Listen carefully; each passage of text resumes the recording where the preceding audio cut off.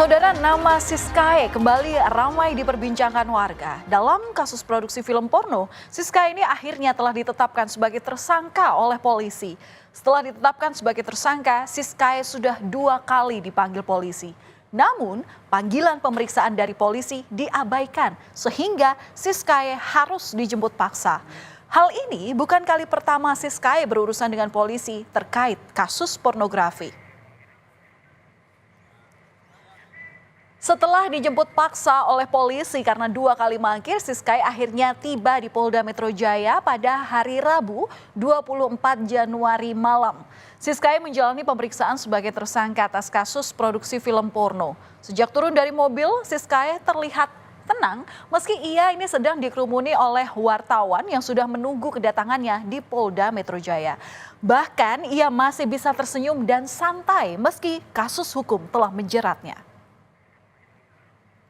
Berkali-kali mangkir dalam panggilan penyidik, keberadaan Siskae pun akhirnya terdeteksi polisi. Siskae ditangkap oleh penyidik Subdit Siber Ditreskrimsus Polda Metro Jaya di salah satu apartemen di Jalan Seturan Raya, Sleman, Yogyakarta.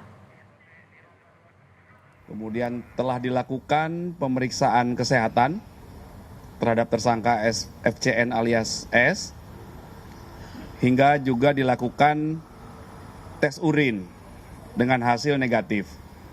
Tersangka S sudah selesai dilakukan pemeriksaan kesehatan dan tes urin, dan selanjutnya dilakukan pemeriksaan di lantai 5 di gedung Polda Metro Jaya oleh Subdit Siber Ditreskrimsus Polda Metro Jaya. Dilakukan pemeriksaan sebagai tersangka. Siskae akhirnya ditahan polisi. Penahanan dilakukan karena Siskae tidak kooperatif sehingga menghambat proses penyidikan. Ia mangkir dari 2 kali pemeriksaan yakni pada tanggal 15 Januari 2024 dan 19 Januari 2024 atau 4 hari setelah panggilan pertama. Siskae pun ditahan selama 20 hari di rumah tahanan Polda Metro Jaya. Upaya penahanan dilakukan oleh penyidik dengan pertimbangan kebutuhan dan kepentingan penyidikan.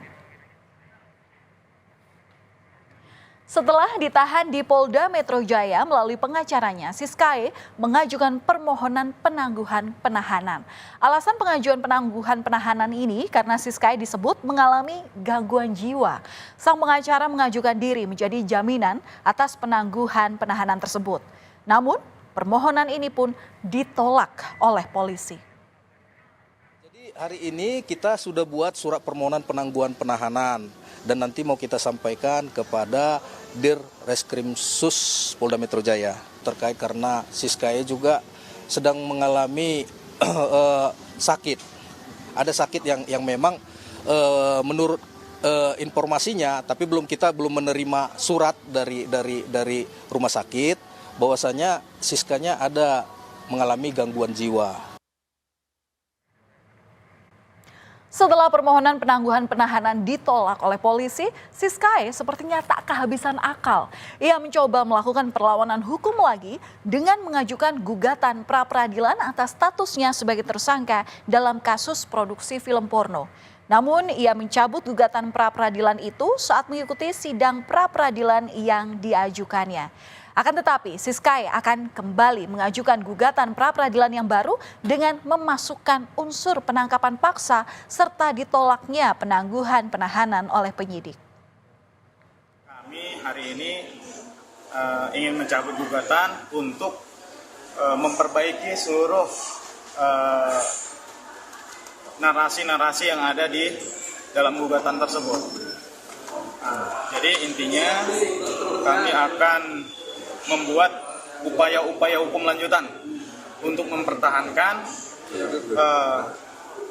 daripada kepentingan klien kami.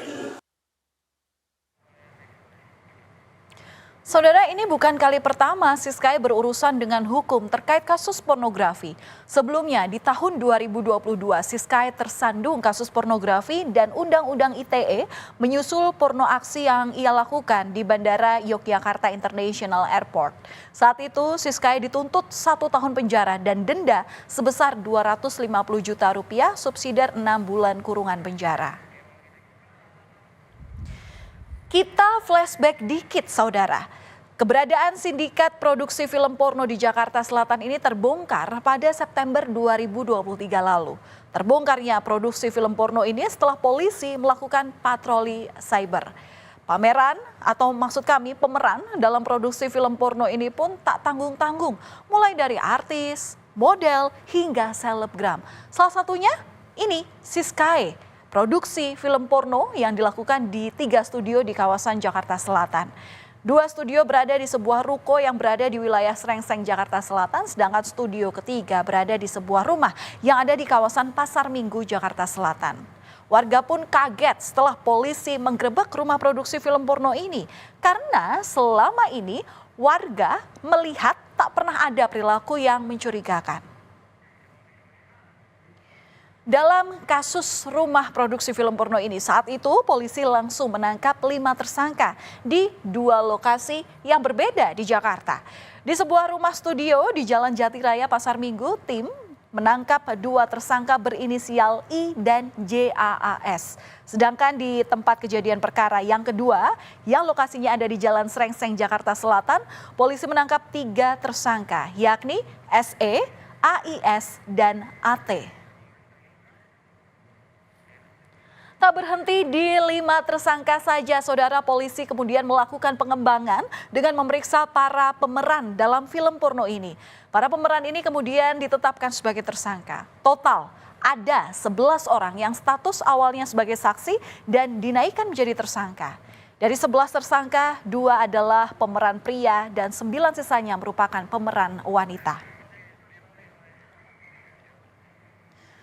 Rumah produksi film porno yang dibongkar oleh polisi ini ternyata sudah beroperasi sejak tahun 2022, saudara.